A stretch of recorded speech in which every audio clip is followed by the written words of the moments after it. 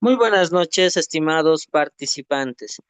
Les damos la bienvenida a esta segunda y última sesión de nuestro curso especializado en cesación de medidas cautelares en el marco de la Ley 348. Sin más preámbulo, le vamos a ceder la palabra a nuestro ponente, el doctor Frank Campero. Doctor, muy buenas noches. ¿Cómo están? Muy buenas noches a todos ustedes, queridos colegas, un grato Buenas saludo. noches, doctor. Buenas noches, ¿cómo está mi estimado doctor Isaac? Hoy día ya finalizamos prácticamente este curso especializado con relación a, de manera específica, la cesación a la detención preventiva. De lleno y de manera específica, hoy vamos a ver cuáles son los 6 puntos que tiene una cesación a la detención preventiva. Vamos a ver un acta de manera establecida también dentro de la ley 348 y cuáles son esos bemoles de manera específica y de manera preponderante. He podido seleccionar una serie de resoluciones, actas de imputación formal, medidas al respecto con relación a la cesación a la detención preventiva, una pericia psicológica también al respecto para desvirtuar el peligro de riesgo para la víctima con el numeral 7. Se los voy a proporcionar justamente al grupo como tal, que les va a servir como elemento principal de consulta, de ayuda, de instrumento de manera específica y determinada. Ustedes ya saben, cualquier duda, pregunta al chat. A finalizar, nos vamos a dar el tiempo necesario de manera determinante y poder establecer lo que vamos a ir haciendo toda esta jornada. Acá tenemos de manera específica lo que ustedes ya tienen conocimiento de los puntos a tratar sobre el tema de la cesación. El día de ayer habíamos visto una imputación formal y de manera específica hemos determinado el acta justamente de esta imputación formal, en el cual son los riesgos procesales al respecto, cuando no se pueden enervar de manera específica un riesgo procesal. Cuando te observan trabajo, como ayer hemos visto, como te observan domicilio, cuando te observan el tema de que eres un peligro efectivo para la víctima, influenciar, persuadir, obstaculizar la investigación como tal. Una audiencia de medidas cautelares, habíamos dicho que específicamente la audiencia de medidas cautelares se refiere de manera clara y específica a que si el imputado se va a defender en privación de libertad o se va a defender con alguna privación a esa libertad como tal.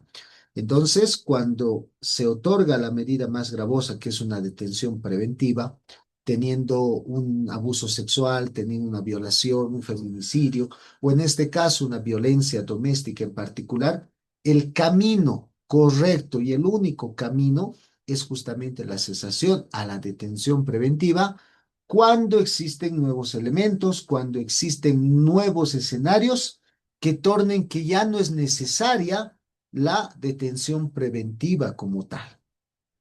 Cuando surge la audiencia de medidas cautelares, cuando surge esta audiencia de manera específica, eh, te determina la detención preventiva y como tienen que cumplir con el artículo 233, numeral primero, segundo y tercero, y el tercero que es el tiempo necesario, la proporcionalidad del tiempo como tal, pueden decir un mes, 2 meses, 3, 6 meses. En esa misma audiencia de la detención preventiva, por decir hoy día estamos a 5 de marzo, si te dieron una detención preventiva por el lapso de 2 meses, ya el juez señala de manera de oficio tu audiencia para la consideración de tu situación jurídica. Como está pidiendo el fiscal 2 meses, le voy a otorgar estos 2 meses de detención preventiva para que haga todos los actos de investigación, para que el imputado no sea un peligro efectivo para la víctima, no obstaculice la investigación y le damos 2 meses, es decir, 5 de marzo, 5 de abril, 5 de mayo tiene su audiencia para que el 5 de mayo veamos su situación jurídica, donde ya el fiscal debería tener ya de manera establecida actos conclusivos, ya una acusación o un sobreseimiento. Pero eso dice la regla. Pero en realidad, con el caso que vamos a ver, no es tanto así. Es todo un abuso. porque esa situación jurídica que se señala, esos 2 meses, se pueden ampliar hasta 3, se pueden ampliar hasta 4.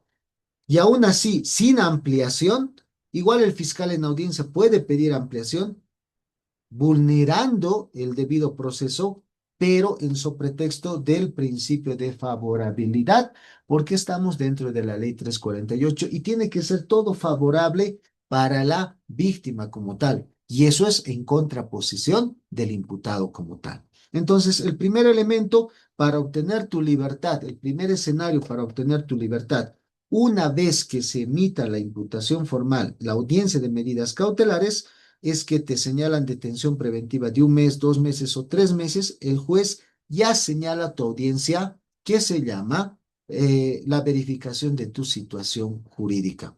Si ya terminó, necesita más tiempo el fiscal, antes de eso tendría que pedirlo, etcétera, etcétera. Para no estar esperando durante esos 2 meses, 3 meses o 6 meses, tienes una vía de manera determinante para poder subsanar aquellos riesgos procesales, 234, 235, que no hayas podido enervar, sea domicilio, sea trabajo, sea antecedentes y todo lo demás, sea un tratamiento psicológico. Tienes el camino que el artículo 239 llama la cesación de las medidas cautelares personales, que es una detención preventiva, para que cese. ¿Y cómo cesa? Hay hay 6 figuras, hay 6 caminos al respecto como tal. La primera, que ustedes puedan ver acá, el artículo 239 del Código de Procedimiento Penal nos habla de la cesación de las medidas cautelares. Las medidas cautelares personales cesarán en cumplimiento de alguna de las siguientes causas. Cuando nuevos elementos demuestren que no concurren los motivos que la fundaron o tornen conveniente que sea sustituida por otra medida. Ayer hemos visto en una imputación formal que el imputado no tenía domicilio.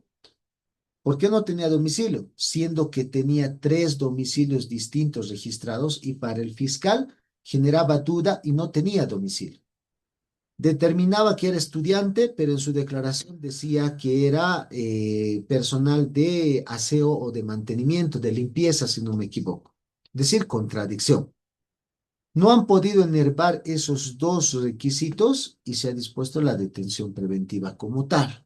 Entonces, bajo ese mismo contexto, ¿qué es lo que tenemos que hacer una vez que ya se ha determinado la detención preventiva? Mediante requerimiento fiscal, pedirle al juez, al fiscal, verificación de registro domiciliario mediante la FELCC, ir al domicilio, sacar fotos donde su domicilio, etcétera, etcétera, y subsanar.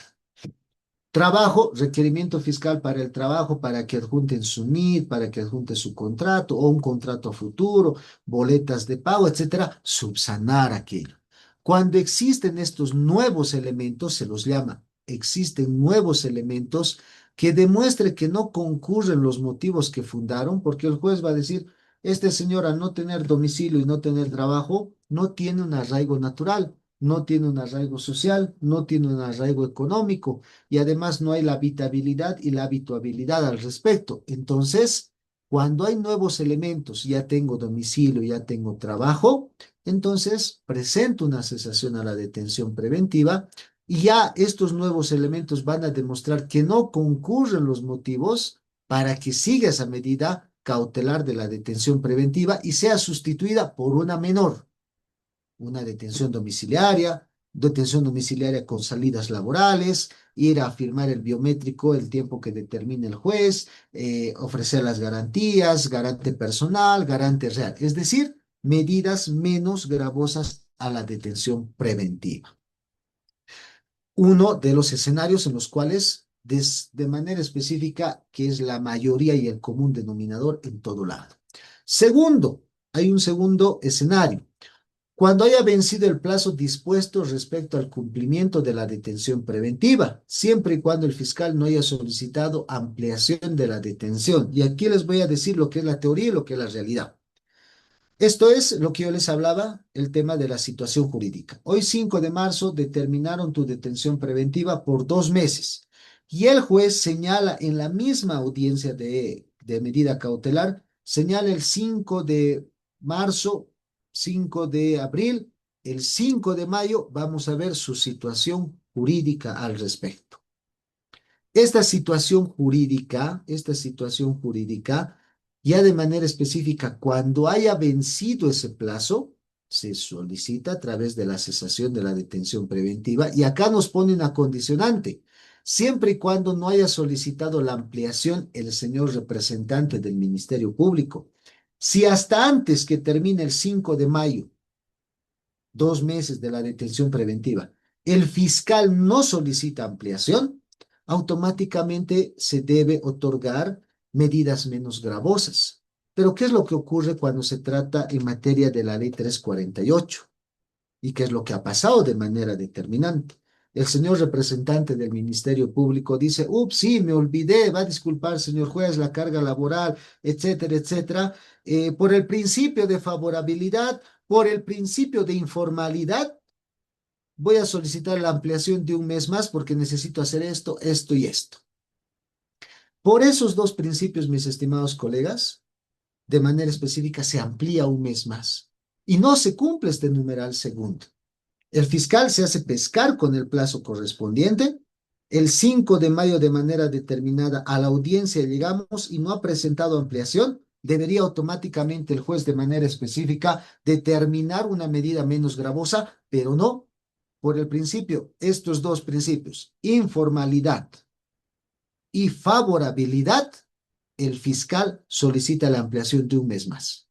Y el privado de libertad tiene que estar 1 mes más privado de su libertad, aunque se están vulnerando sus derechos constitucionales al debido proceso y a la libertad como tal, pero dentro y en marco de la CEDAW de la Belén do Para, se establece de manera establecida que por el principio de favorabilidad a la víctima, por el principio de informalidad, ya que el fiscal necesita y requiere imperiosamente, y como la víctima está reforzada en su protección de manera específica, debe darse esa viabilidad. Entonces, el segundo numeral no es tan así como establece de manera establecida este numeral, como establece de que si se ha cumplido, listo, no hay problema, se ha vencido, etcétera.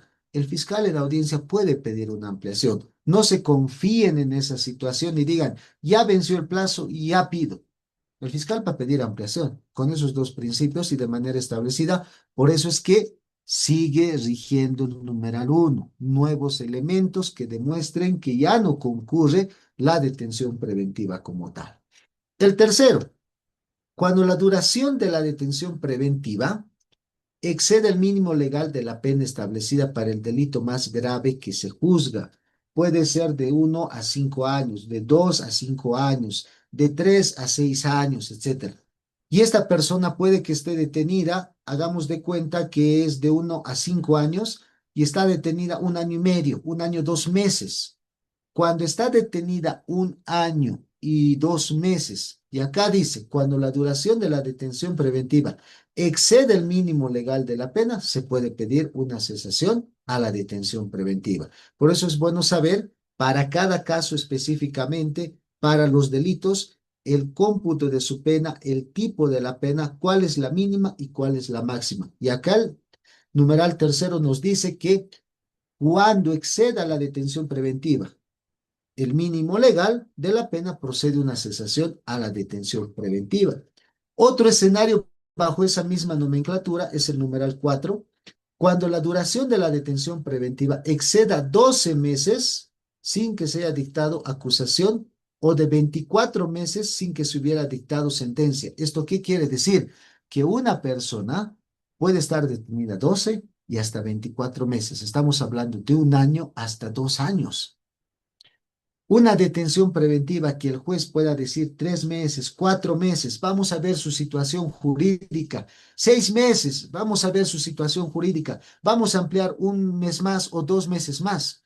Esa ampliación, estimados colegas, se puede traslucir hasta en 12 meses, hasta en 24 meses. Es decir, uno puede estar detenido preventivamente ese tiempo de manera establecida y la ley lo permite. Es decir, sin estar sentenciado, sin tener una resolución al respecto, la ley acá mismo dice, si una persona está detenida 12 meses y durante ese año puede estar detenida un año, dice. Durante ese año, si no se ha emitido acusación, pida la cesación a la detención preventiva. Y esto, dando la vuelta, nos hace entender que una persona puede estar privada un año con detención preventiva.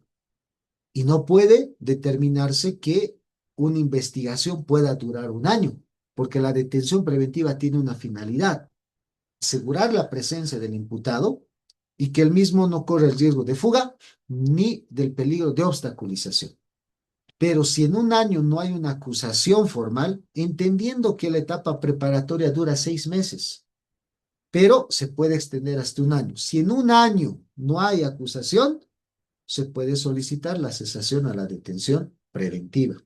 Ahora, en el peor de los casos nos dice este numeral: si en 2 años, 24 meses, no existe sentencia, puede pedir una cesación a la detención preventiva. Y eso nos dice que en materia justamente de la ley 348, un privado de libertad puede estar privado de su libertad preventivamente más de 2 años. Entonces, la misma norma no es tan, y esa es la observación que se hace de manera específica, que cualquier investigación debe durar el tiempo y el plazo que debería serlo. 20 días en la etapa preliminar, que puede ampliarse 3, 4, 5, 6 meses, dependiendo la complejidad. Teniendo la imputación formal, la etapa preparatoria durar los 6 meses básicos que establece el procedimiento, pero puede ampliarse, por decir, por 6 meses más. Y acá establece esa misma situación. Si han pasado un año y no hay acusación, cesación. Si han pasado 2 años y no hay sentencia, cesación. ¿Y qué es lo peor? Excepto, te dice, en delitos de corrupción. Es decir, en corrupción puedes estar 3, 4, 5, 6 años detenido preventivamente. Doctor, En temas de seguridad de Estado, en feminicidio, trata y tráfico de personas, asesinato, violación a niño, niña, adolescente e infanticidio, narcotráfico, sustancias controladas. En excepción en estos delitos, no circula este tema de la duración de los 12 o de los 24 meses por ese lado. Es decir, en los demás delitos puedes pedir y aplicar la cesación, pero en delitos de corrupción, seguridad de Estado, feminicidio, trata y tráfico doctor, de personas, asesinato, violación a niña, niño, adolescente e infanticidio, narcotráfico o sustancias controladas. Entonces tenemos cómo se aplica una cesación de manera establecida, pero estos están exceptuados en ese tipo de delitos como tal. El numeral doctor, quinto: cuando la persona privada de libertad acredite que se encuentre con enfermedad grave o estado terminal. Un certificado médico simple de manera estándar no nos sirve como para determinar o acreditar la enfermedad grave o estado terminal. Yo, por experiencia, cuando solicitábamos la libertad condicional del expresidente Luis García Mesa Tejada, nos pedían certificado médico forense, ¿sí? Pero ¿qué tenía el general en salud? Tenía una válvula aórtica inserta en el corazón, que él estaba anticoagulado, y como estaba anticoagulado tenía una válvula y esa válvula ya había cumplido su ciclo de vida. Bajo ese mismo contexto, cualquier momento podría sufrir un paro cardíaco y morir. Estando dentro del penal, el penal no garantizaba la estabilidad del privado de libertad, y trasladarlo a un centro hospitalario de tercer nivel tardaban 1 hora o tal vez 1 hora y media. No había las garantías. Entonces, en el IDIF no existe un médico especializado en cardiología, gastroenterología, no existe un neumólogo, son médicos generales, pero que de manera específica, ¿cómo tú consigues esa misma situación? De manera clara, nosotros hicimos una junta médica en el cual los galenos especialistas, el cardiólogo, el gastroenterólogo, de manera específica, se reunían con el médico forense para explicarle, mostrarle de manera específica detalle lo que ha sucedido, y solamente el médico forense ponía su sello de manera establecida y ese certificado se convirtió en un certificado médico forense. Así se determinaba una enfermedad grave o en estado terminal. Puede que tenga cáncer, leucemia, puede que tenga SIDA, puede que tenga alguna enfermedad terminal. Tienen que ustedes realizar de manera específica una junta médica con los galenos especialistas y con el médico forense, siempre bajo requerimiento fiscal. Una vez que tengan esta situación, pueden pedir la cesación a la detención preventiva porque no está sentenciado y además no es un reo rematado. Estamos hablando de una persona que está privada de su libertad porque se está asegurando su presencia al respecto. Y el último, cuando la persona privada de libertad acredite el cumplimiento de 65 años de edad, una persona ya de la tercera edad, salvo en delitos contra la vida, integridad corporal, libertad sexual de niñas, niños, adolescentes, mujeres, adultos mayores, delitos de corrupción y vinculados a lesa humanidad, terrorismo, genocidio, traición a la patria, crímenes de guerra y narcotráfico. En esos casos no se da si tu cliente tiene ya 65 años de edad. Nos dan a la puerta, ¿no? Si ustedes han visto tanto el numeral 4 como el numeral 6, nos dice en 12 meses no hay acusación, cesación. En 24 meses no hay sentencia, cesación. Cuando tu cliente ha cumplido 65 años, puedes pedir cesación, excepto en los procesos más comunes y corrientes que se da: asesinato, feminicidio, violación, contra niños, niñas, adolescentes, infanticidio, narcotráfico. Esos quedan exceptuados. Para eso, esas personas que están privadas de su libertad con detención preventiva pueden durar 12 meses, 24 meses, pueden durar 3 años, 4 años, 5 años, estando privados de su libertad sin tener una sentencia condenatoria ejecutoriada de manera específica como tal. Estos son los 6 momentos en los cuales acepta y se requiere una cesación de las medidas cautelares como tal. Y la cesación no solamente incumbe cuando existen nuevos elementos que desvirtúen riesgos procesales que en su momento no se ha podido enervar en una medida cautelar. Hay otros escenarios en los cuales también puede proceder de manera específica una cesación a la detención preventiva. Pero la más normal, la más común, la más corriente es el artículo 239 en su numeral primero. El 2 es un llamado a la bandera, es una simbología simplemente teórica, porque aquí les van a salir con el principio de informalidad y con el principio de favorabilidad una ampliación de la detención preventiva. En el numeral 3, de manera específica, si realmente puede el mínimo legal tener y exceda la duración de la detención preventiva. El cuarto y el sexto, como hemos visto, va a depender del tipo de delito que no sea excluyente como tal. Y el quinto, a través de una certificación médico forense que determine de manera específica la cesación para una persona que está detenida preventivamente, no una persona sentenciada ni una persona sentenciada ejecutoriada. No procede para esas dos figuras. Procede para una persona que todavía no tiene sentencia aún. Es una persona en el cual goza del principio de favorabilidad, de manera específica la inocencia como tal. Como dice, ¿no? Voltaire decía, es mejor absolver a un culpable que condenar a un inocente. Artículo 116 de la Constitución Política del Estado, la presunción de inocencia.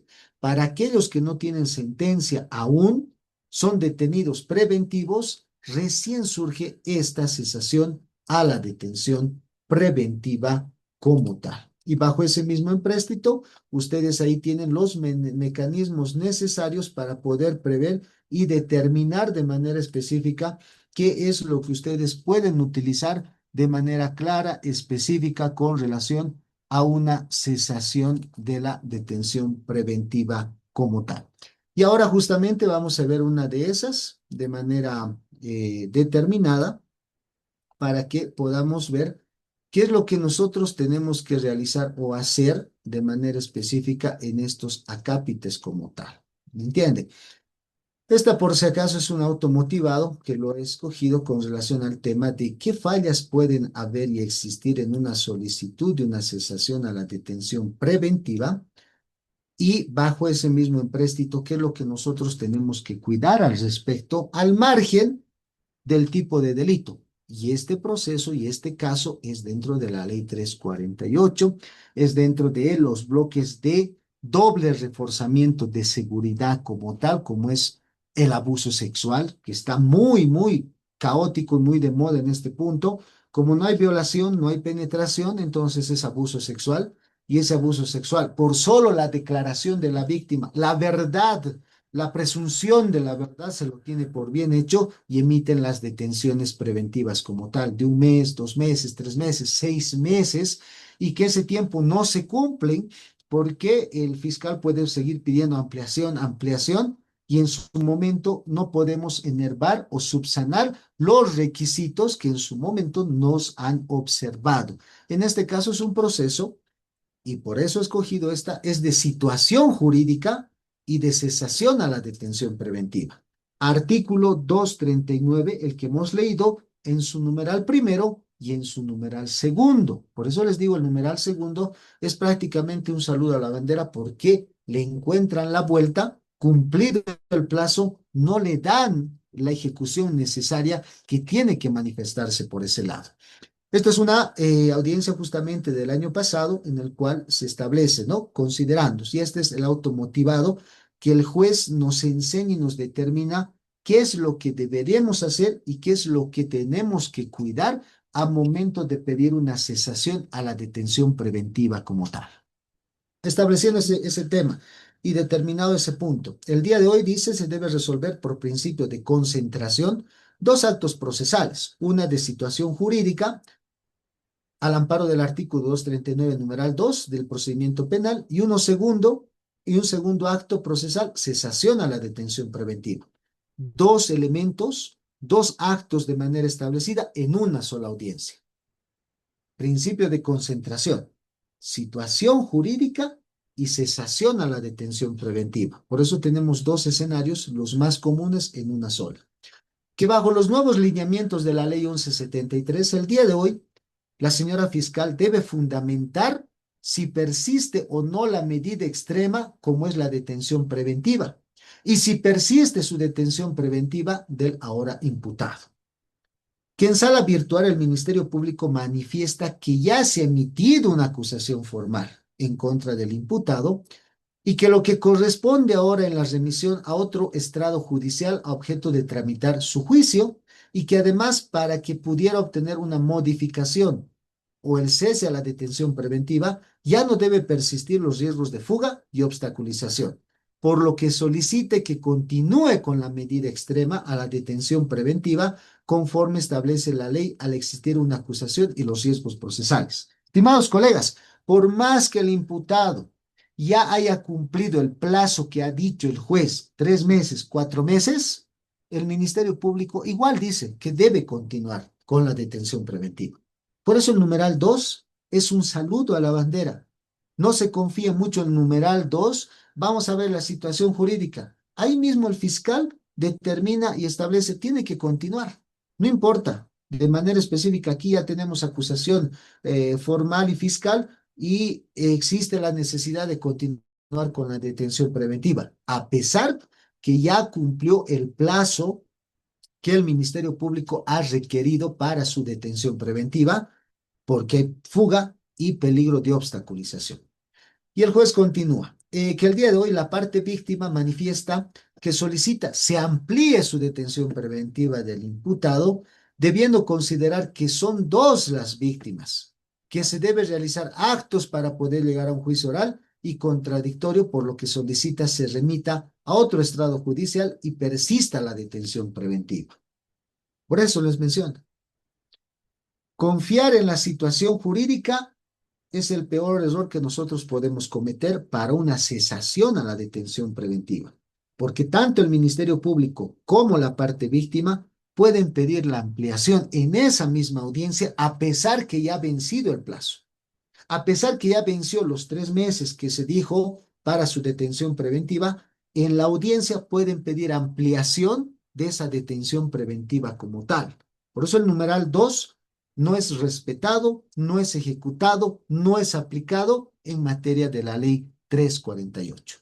Finalmente, dice el señor juez, la defensa técnica del imputado manifiesta que, en primera instancia, la resolución 33, quebrada 2024, se habría determinado conceder un tiempo prudencial al Ministerio Público de 3 meses y habría sobrepasado los 3 meses y que no se ha solicitado la ampliación a la detención preventiva ni por el Ministerio Público, ni por la parte víctima.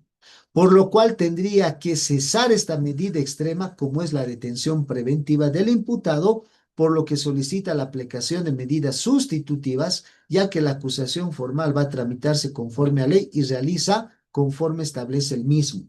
El escenario de los 3 meses que ha determinado el Ministerio Público ya ha sobrepasado esos 6 meses. Y la defensa lo que pide es simplemente la aplicación del numeral 2 del artículo 239, cesación a la detención preventiva en caso haya vencido el plazo correspondiente. El juez dice, asimismo, dentro de esta participación, la defensa técnica del imputado ha manifestado que ha solicitado la cesación a la detención preventiva, presentando documentación para establecer que la observación de la medida cautelar que no tenga una actividad lícita se está cumpliendo con una certificación de firmas y rúbricas, contrato de trabajo a futuro que ha sido realizado ante notario de fe pública, donde se establece el tiempo, el monto que va a ser cancelado y el horario de trabajo, por lo que solicita se considere dichos extremos.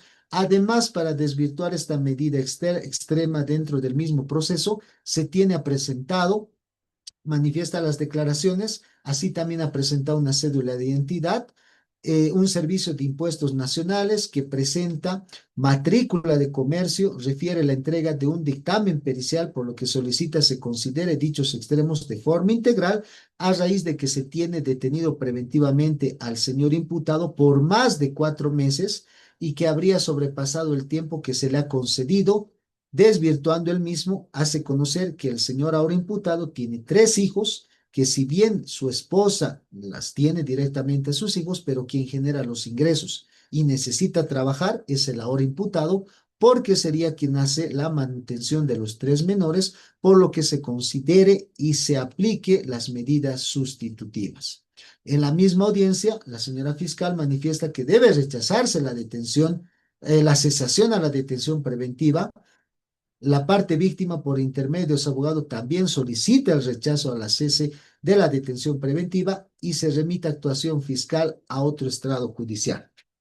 Dos momentos. Primero, el abogado de la parte de la defensa del imputado dice que se han cumplido 4 meses, pero al mismo tiempo también presenta cesación en cumplimiento del numeral 1 del artículo 239, donde dice, han observado trabajo. Aquí estamos presentando el contrato de trabajo, reconocimiento de firma, matrícula, NIT, su costo, cuánto va a tardar, cuánto va a ganar, qué tiempo de horario tiene, etcétera, etcétera. Además de que ya todos han declarado los testigos como tal, no hay más elementos de investigación que realizar. Sobre eso hay una pericia psicológica donde dice que las menores supuestamente abusadas sexualmente no tienen ningún trauma al respecto como tal y que es el único sustento de sus 3 hijos menores de edad y que necesita trabajar. La fiscalía le importa un bledo y dice, no le acepte, señor juez, rechace. La víctima también dice rechace. ¿Qué es lo que dice el juez ante este escenario y el contexto que les hemos mencionado? Señor juez dice que la normativa procesal en vigencia establece que las medidas cautelares tienen por única finalidad asegurar la presencia, los actos procesales que no solo conllevan a la etapa preparatoria, sino hasta que pueda emitirse su requerimiento conclusivo y debe aplicarse el artículo 7, 221, 222 del Código de Procedimiento Penal. Que en ese segundo considerando se va a tratar la situación jurídica, por lo que debe realizarse la lectura del artículo 239, numeral 2, cesación a la detención, medidas cautelares, cuando de manera específica dice haya vencido el plazo dispuesto respecto al cumplimiento de la detención preventiva, siempre y cuando no se haya solicitado la ampliación por parte del Ministerio Público. Primero, ¿qué dice? Que existe una imputación formal en contra del imputado por la presunta comisión del delito de abuso sexual. Ha sido resuelta bajo una resolución, donde se ha dispuesto a la detención preventiva en el penal de San Pedro por 3 meses, que se ha señalado audiencia de situación jurídica para el 17 de diciembre a horas 10, que en fecha 2 de diciembre se habría remitido conforme a circular vacaciones judiciales de fin de año del Juzgado Segundo Anticorrupción. Por estar de turno el presente proceso penal desde el 5 de diciembre y que habría convocado la audiencia de situación jurídica el 17 de diciembre, no señalándose ninguna audiencia que se haya personado, y solicita audiencia de situación jurídica el 20 de diciembre del 2024, que el señor ahora imputado señala en audiencia que el 26 de diciembre, el acta 26 de diciembre se habría convocado y reprogramado para el 2 de enero, que el 2 de enero se habría convocado y remitido sin señalamiento de día y hora, y se habría devuelto el cuaderno de control jurisdiccional que habría señalado audiencia de situación jurídica para el 9 de enero. En consecuencia, se habrían suspendido el presente acto procesal hasta el día de hoy. Justo entra en vacaciones judiciales, y en vacaciones judiciales señalaban audiencia, no se notificaba, se suspendía. Señalaban audiencia, no se notificaba, se suspendía, hasta que retornó a enero de manera específica. ¿Por qué se ha hecho toda esta relación de audiencias suspendidas, dice el juez? Para establecer lo expresado por la defensa técnica, que está detenido por más de 4 meses, que la parte víctima y el Ministerio Público han solicitado una ampliación de detención preventiva, pero también la ley es clara y el cumplimiento obligatorio cuando se suspenden las audiencias, se reprograman las mismas, y ante el nuevo señalamiento se existe una tácita aceptación de la suspensión, así la reprogramación de audiencias. Artículo 16 del órgano judicial. Opera la preclusión. Es decir, como le han señalado las audiencias, se ha reprogramado la siguiente audiencia, y como no han reclamado esas reprogramaciones, aplica la preclusión. Es decir, ya no podemos retrotraer estos actuados. Y el artículo 16, ¿qué dice de la ley 025? Continuidad del proceso y preclusión.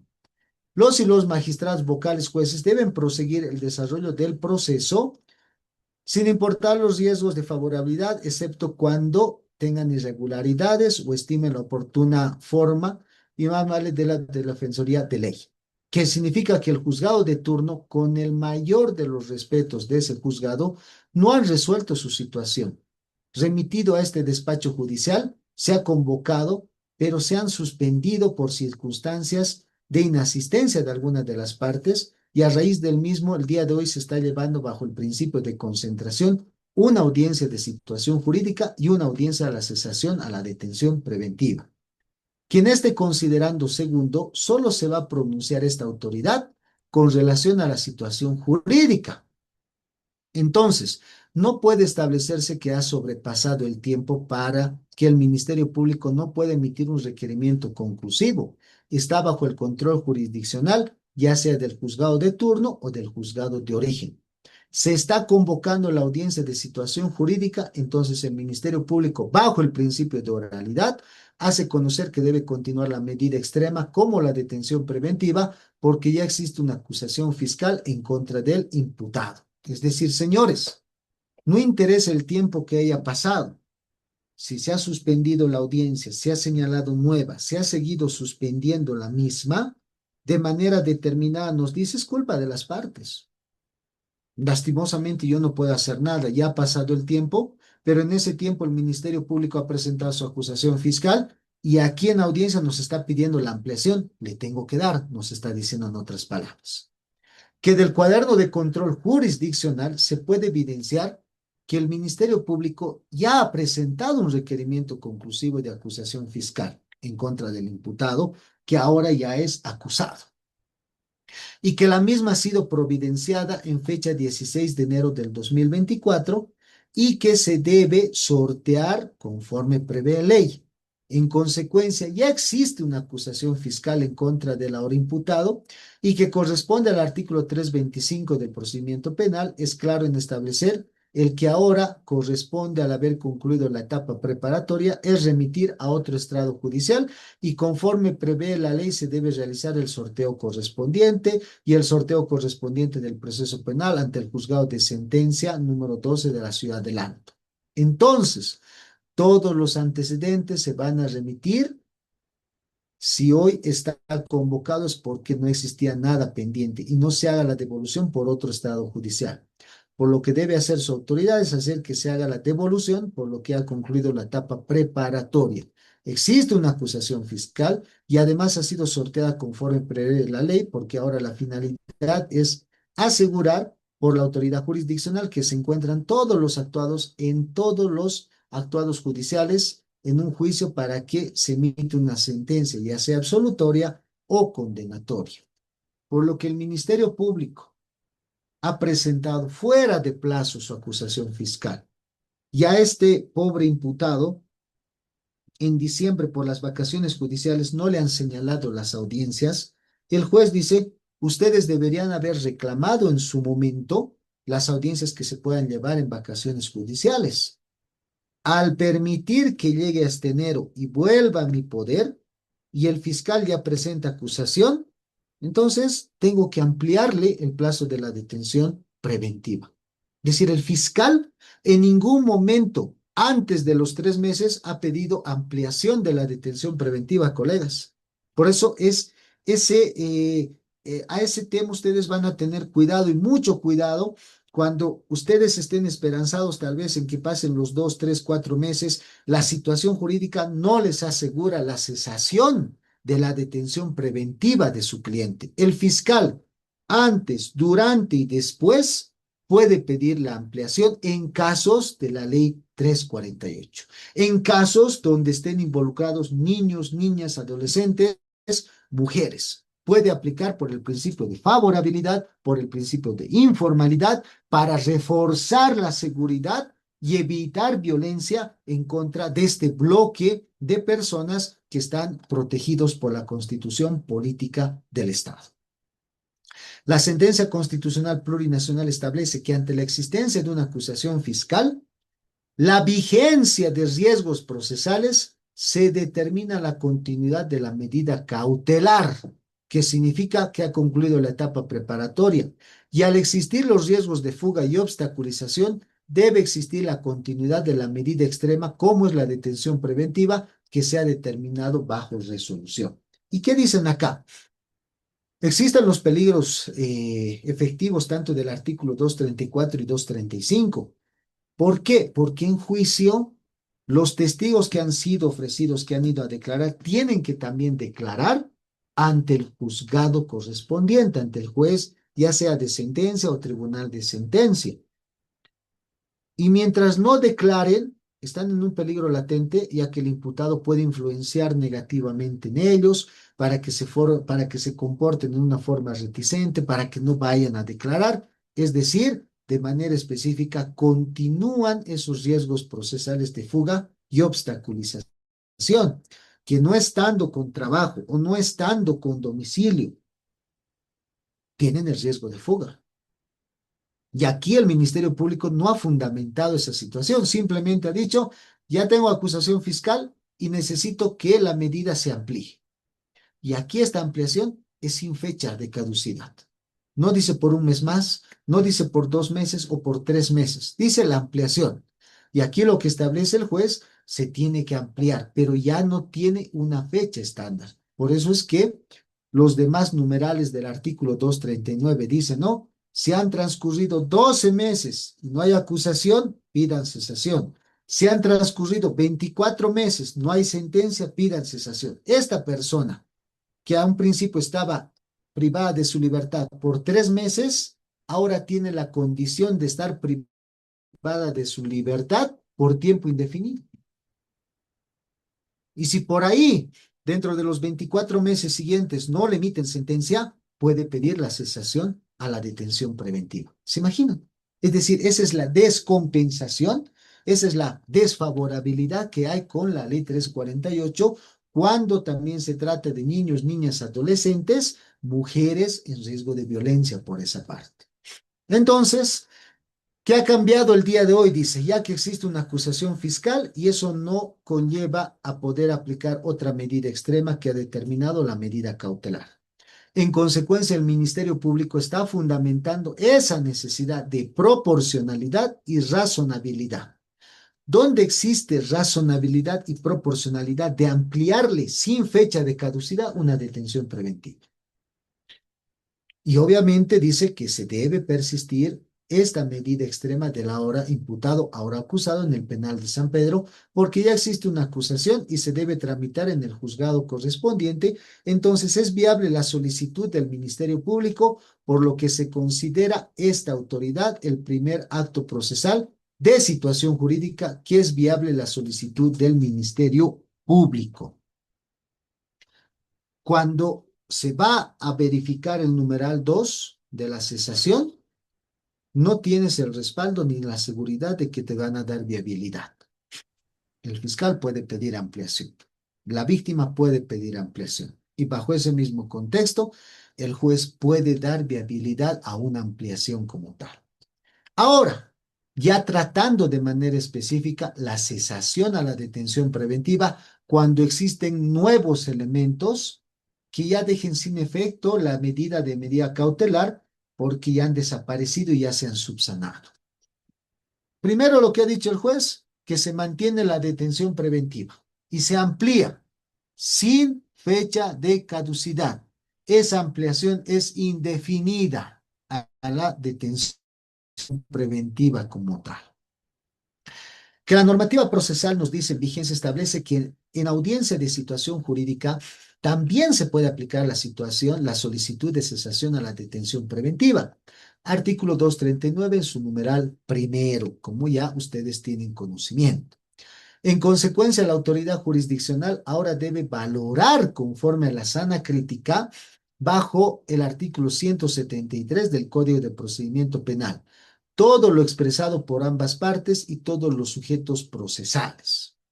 Que la resolución de medida cautelar, con claridad en el concurso del artículo 233, 1, 2 y 3, 234 en su numeral 1, 2, 7 y 235 numeral 2, dispone la detención preventiva del ahora imputado en el centro penitenciario de San Pedro.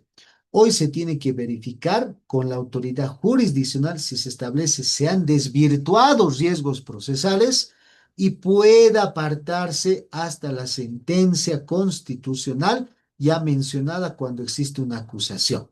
Esa es la finalidad que establece. Primero, ¿qué nos va a decir el juez? Riesgos procesales, el artículo 233, 234, 235, y tengo que revisar la documentación que me están presentando como para desvirtuar estos riesgos procesales. Primero, se ha presentado un memorial por el imputado solicitando audiencia de situación jurídica y cesación a la detención preventiva. ¿Dónde tiene, ojo, certificación de firmas y rúbricas, contrato de trabajo a futuro? Eso también ha presentado en un segundo memorial una cédula de identidad de la persona de nombre Marisol, un número de identificación tributaria NIT, matrícula de comercio para demostrar que tiene actividades. La parte víctima no observa, pero la autoridad jurisdiccional tiene que tener certeza dónde va a trabajar de beneficiarse con una medida sustitutiva. Cuando existe un director funcional o una directora funcional dentro de un proceso, lo que corresponde es verificarse el lugar de trabajo mediante el investigador asignado al caso y mediante requerimiento fiscal. ¿Para qué?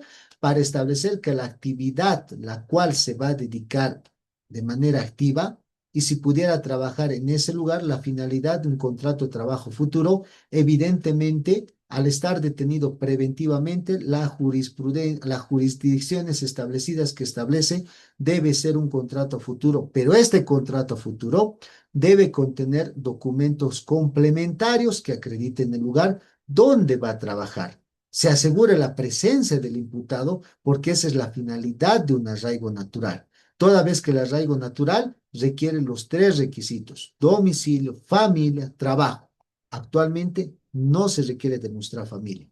Solo hoy esta observación en medida cautelar es a la actividad lícita, cuando el contrato de trabajo futuro ha sido ante un notario de fe pública.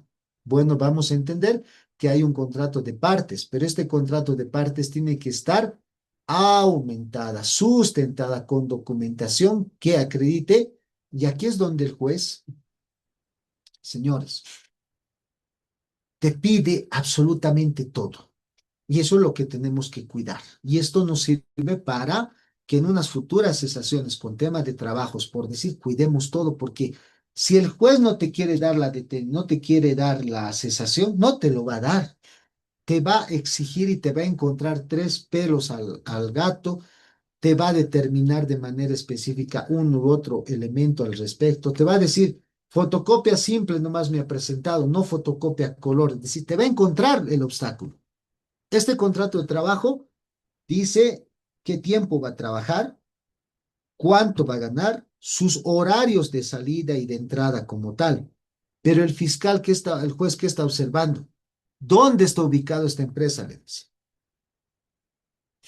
¿Dónde está ubicado? No nos dice dónde. Aunque esté el NIT, ahí están los servicios correspondientes de registro, pero dice en el contrato, señores, no dice el lugar donde es el trabajo. Y ahí dice tiene que estar sustentada con documentación que acredite el movimiento de que la contratante presente su carnet con un número de identificación tributaria en este lícito habilitado el 30 de abril del 2024, mismo que se encuentra en estado de habilitación e inscripción el 30 de abril. Matrícula de comercio no establece dónde se va a realizar la actividad a futuro. Es decir, de todo el contrato, lo que ha encontrado el juez es que no dicen dónde se va a llevar el trabajo. Y observa eso. A pesar que tiene el contrato de trabajo, tiene su hora de ingreso y de salida, los días que va a trabajar, cuánto va a ganar, quién es la propietaria, tiene NIT, está registrado en la Cámara de Comercio, pero el juez dice, no establece dónde va a realizar esta actividad a futuro. Primero, la suscripción del presente documento tiene por objeto perfeccionar el contrato de prestación de servicio a trabajar que va a tener a cargo del trabajador de carpintero, los cuales contratantes con un acuerdo convienen en fijar una suma de 3.000 bolivianos con remuneración mensual, que será cancelado mes cumplido. Así se tiene que el trabajador tiene un horario de ingreso y de salida, prestación de servicios de lunes a viernes de 8 a 4 y sábados de 9 a 12. Obligación del trabajador durante 3 llamadas, su reglamento, faltas, sus sanciones internas. El contrato de trabajo futuro es doble ejemplar o dos contratos y la firma. Entonces, ¿dónde es su fuente de trabajo para hacer el señor trabajador de carpintero? ¿En qué lugar? ¿Dónde está? ¿Está autorizado la carpintería? ¿Tiene movimiento económico para contratar y cancelar el sueldo? A esta autoridad realizar esas preguntas y tener la verdad material para asegurar la presencia del señor ahora imputado. Ya no en la etapa preparatoria, sino en la de juicio. Entonces, no tiene documentación complementaria el contrato de trabajo futuro que ha establecido. Si bien se debe aceptar siempre y cuando también exista documentación complementaria que asegure dónde va a trabajar. Si esta empresa es unipersonal, es un taller que está autorizado, entonces la autoridad jurisdiccional observa que no tiene este movimiento económico. ¿Cuál es el movimiento económico a objeto de establecer si se encuentra activa la empresa, si tiene número de identificación tributaria, tiene impuestos del IVA mensual, trimestral, bimestral, semestral, anual? Es decir, hasta certificado de defunción le va a pedir. Cuando el juez no te quiere dar la cesación, te va a encontrar 3.000 piezas. ¿Y dónde está el principio de favorabilidad para imputado? No hay. Por eso es que muchos imputados, estimados colegas, están privados de su libertad 6, 12, 24 meses. Es muy, muy draconiano con el imputado dentro de la ley 348, delitos de abuso sexual, delitos de violación. Le presentas el contrato y para el juez, si quiere observarte, te observa y te dice, bueno, no tienes ni IVA. Informe sus libros de ingreso, egreso, ¿dónde? No me han presentado, no hay. Para mí no hay trabajo. Eso te dice el juez. No hay IVA mensual, trimestral, bimestral, semestral, anual. Dice, no hay. Para establecer que esta actividad, que el bien recién tiene menos de un año, porque establece que se encuentra en estado de fecha de inscripción 30 de abril de 2024. Es decir, la empresa es nuevita y no da certeza, pero por lo menos ya tiene meses de trabajo, meses de funcionamiento en una empresa industrial, fabricación de muebles y partes de muebles, principalmente madera y todo lo demás. Si bien tiene impuestos que pagar, dice acción tributaria, impuesto 143, el 3, formulario 500, 420. ¿Dónde están los formularios para establecer que este cumplimiento lo ha expresado? Es decir, el juez te pide inclusive de la empresa sus impuestos al día pagados que le puedas entregar. Eso ya es un abuso y un exceso de manera establecida. Pero tiene que justificar el juez el decirte no, porque inclusive a modo de chiste, a modo de broma, inclusive acá no ha presentado su certificado de defunción, es decir, pedirte cosas que cualquier empresa no te va a entregar, pues. Muchas veces buscamos empresas que lo contraten y estar pidiéndole todas estas documentaciones con su auditor, todos para poderlo presentar y que no te observen, pero igualito te van a observar. Entonces, como dice acá el juez, en la misma Servicio de Impuestos Nacionales certifica de inscripción, entonces no tiene documentos complementarios al contrato de trabajo futuro para establecer con precisión que se va a cumplir esta actividad de parte del trabajador de carpintero y que va a trabajar de lunes a viernes. Entonces, al no contar con documentación idónea que respalde un contrato de trabajo futuro, a esta autoridad, siendo clara en que documentos complementarios deben tener un contrato de trabajo futuro para asegurar la presencia del señor imputado. Entonces, la autoridad judicial está siendo clara. Para la autoridad jurisdiccional, todavía persiste que no tiene una actividad lícita el imputado. Y al no tener una actividad lícita, no hay un arraigo natural, no hay un arraigo económico, no hay un arraigo social. Persiste el artículo 234, 1 y 2 del Código de Procedimiento Penal porque tiene facilidades para abandonar o permanecer oculto el imputado. ¿Es o no es un exceso? Aquí puede surtir una acción de libertad, puede venirse una acción de amparo constitucional, pero ¿qué es lo que refuerza y justifica este actuar? Que el juez va a decir por el principio de favorabilidad, por el principio de informalidad y resguardando a la víctima, reforzar. Así nos dice el SEDAP, así nos dice Belén do Para. Y si me presento un contrato de trabajo donde mínimamente contiene todos los requisitos, yo le pongo cuesta arriba y le pido más IVA, impuestos pagados, que esté certificados de impuestos internos complementarios para determinar y tenga yo la seguridad de esta empresa. Y como no hay estos documentos que me aseguren la legalidad de esta empresa, para mí no tiene trabajo, dice el juez. Y por lo tanto sigue persistiendo el riesgo procesal, trabajo. ¿Qué? Literal es más ha presentado el imputado una entrega de dictamen pericial psicológico donde establece requerimiento fiscal por el IDIF, que en su parte final el fiscal identifica justamente a las víctimas como tal y el consentimiento informativo de la realización de pericia psicológica, acto de aceptación para la realización de la pericia del dictamen pericial y hasta Fojas establece de manera establecida conclusiones que entra el dictamen pericial y obviamente el dictamen de investigación psicológico forense por el tema de menores de edad. Entonces es un acta de aceptación de dictamen pericial en el cual las conclusiones sintomático compatible con daños referenciales bibliográficas actas de suspensión de audiencia y de inspección técnico ocular. Hace conocer la inasistencia a la inspección ocular, adjunta documentación complementaria para la situación jurídica del imputado en la documentación que presenta, para desvirtuar demás riesgos. El artículo 234, numeral 7, cómo tratan de enervar este riesgo procesal. El peligro efectivo para la víctima son menores de edad, y son dos, que se ha emitido el día de hoy, siguen siendo menores de edad. De acuerdo a los dictámenes, siguen siendo el imputado mayor de edad.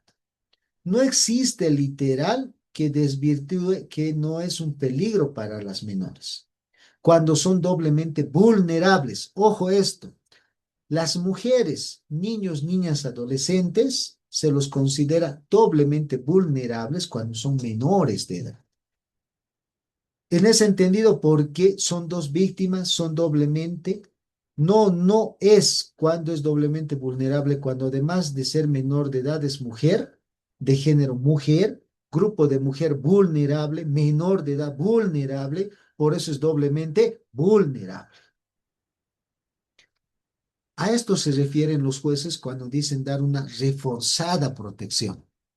Es encontrarte hasta el mínimo requisito de la documentación de contrato, porque a través de eso estás reforzando de que, asegurando de que el imputado no sea un peligro efectivo para la víctima como tal. No porque de manera específica se pueda determinar, sí que no la autoridad para desvirtuar que ya no es que ya no sea público nuestra autoridad para desvirtuar que ya no es un peligro efectivo para la víctima, tiene que existir, ¿qué es lo que dice el juez? Documentos que aseguren que el imputado mayor de edad hábil por derecho no es un peligro para las menores. Dos menores de género mujer y menores de edad. En consecuencia, no existe literal. Dictámenes periciales le daría el valor correspondiente al Ministerio Público y nuestra autoridad para desvirtuar que ya no es un peligro para la víctima. Tiene que haber documentos que aseguren que el señor imputado mayor de edad hábil por derecho no es un peligro para las menores. Dos menores de edad, género mujer y menores de edad. No existe literal. Entonces, bajo ese mismo contexto, colegas, ayer les decía,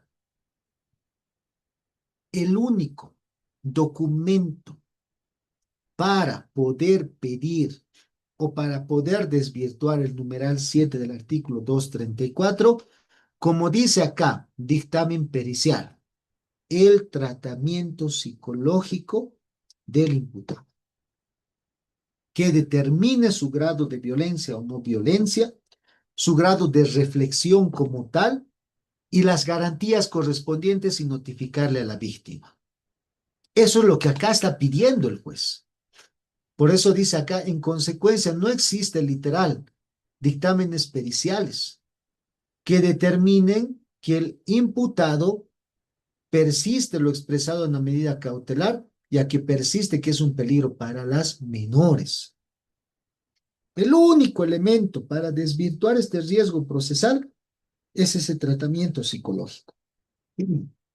Ese tratamiento psicológico que va a ir de manera específica a determinar que ya no es violento, que no va a representar un peligro para la víctima como tal, y además que vaya acompañado de la otorgación de garantías notificadas a la víctima, reduce, no es que desaparece, reduce el peligro efectivo para la víctima y puede aplicarse de manera establecida que ya no entre este riesgo procesal.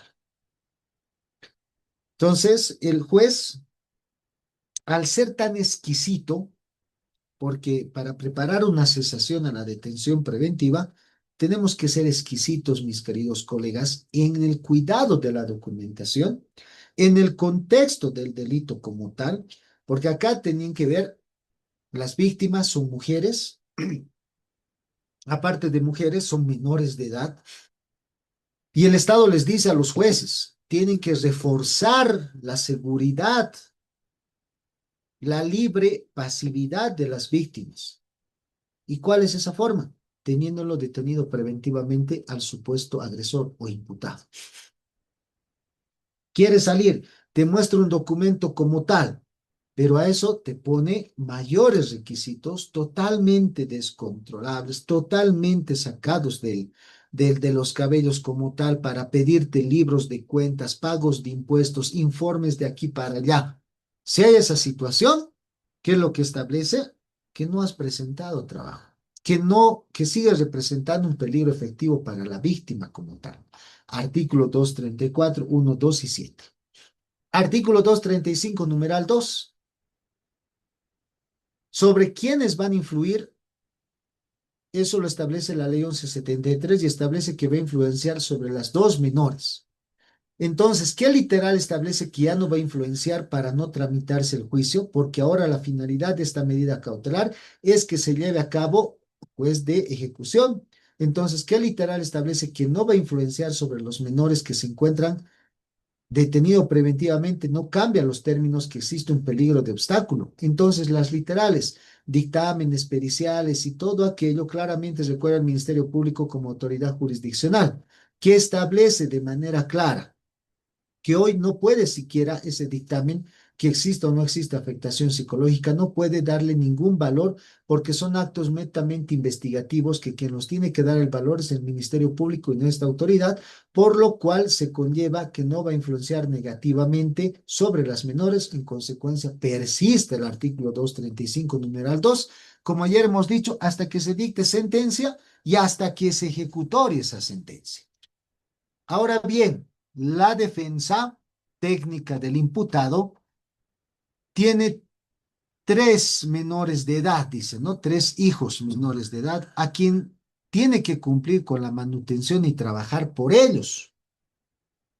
Es evidente la obligación de todo papá, pero también se tiene que ponderar derechos en bien jurídicamente protegido de la víctima, que son también menores de edad.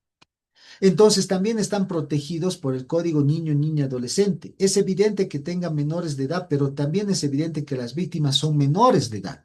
Entonces, ¿por qué tendría que inclinarse a cualquiera de ambos lados? Igualdad de partes. No puede establecerse que porque tiene menores deba vulnerar el derecho de las víctimas que son menores de edad. Esta autoridad está siendo clara. No puede ni siquiera establecer cómo emplear lo favorable y restringir lo odioso o proteger un bien jurídicamente que sus hijos del señor imputado, no, las víctimas también son menores de edad. Entonces, de igual forma, son menores de edad. Por ello, esta autoridad no puede ni siquiera tomar el término de que, porque tiene que dar manutención, pueda tornar conveniente ampliar lo favorable y restringir lo odioso. No se puede estar respondiendo a todo lo expresado por las partes. En consecuencia, no se ha desvirtuado riesgo de fuga ni obstaculización. Y si tomamos en cuenta la sentencia constitucional 15582, que establece, y valga la redundancia, que ante la existencia de una acusación fiscal con la vigencia de riesgos procesales corresponde determinar la continuidad de la medida cautelar que se ha determinado en la medida cautelar de la detención preventiva. Esta autoridad persiste en los riesgos de fuga y obstaculización, que existe una acusación en contra del imputado, por lo que no es viable una cesación a la detención preventiva. En consecuencia, el día de hoy, por principio de concentración, resuelto la situación jurídica, que es viable la persistencia o la continuidad de la medida extrema de la detención preventiva y persistiendo los riesgos de fuga y obstaculización. ¿Ustedes se dan cuenta, colegas? Pedir la cesación a la detención preventiva se tiene que cuidar y es un poquito más complicado. Ayer les dije que cuando vamos a ir a una audiencia de medidas cautelares, tenemos la libertad probatoria de presentar toda documentación antes de la cautelar. Pero cuando se lleve la cautelar y cuando en esta cautelar no enervas algún riesgo procesal, para enervarlo, para subsanarlo, primero todo es mediante requerimiento fiscal u orden judicial. Y tienes que tener el sumo cuidado de lo que te puedan solicitar.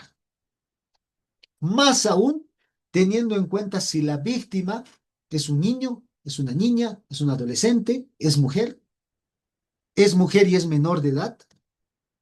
en donde el juez te va a exigir cada mínimo requisito, debes tener el cuidado necesario para pedir la cesación y presentar la documentación necesaria, cuidando todos estos acápites como tal. Entonces, no es un empréstito difícil, pero tampoco es fácil. Dependiendo cada caso, y como decimos, como al principio hemos visto del artículo 239, dice, puede uno pedir de manera específica, si ya tiene 65 años, cesación, pero menos cuando hay delitos de asesinato, feminicidio, violación a niño, niña, adolescente, menos a ellos, es más complicado. Y la misma norma, el mismo artículo nos da a entender que una persona puede estar privada de su libertad 12 como 24 meses y hasta más, detenido preventivamente. Y ustedes en este momento, y esto igual se les va a pasar, para que ustedes puedan ver de manera específica qué tenemos que cuidar y qué es lo que el juez dice, qué es lo que pide.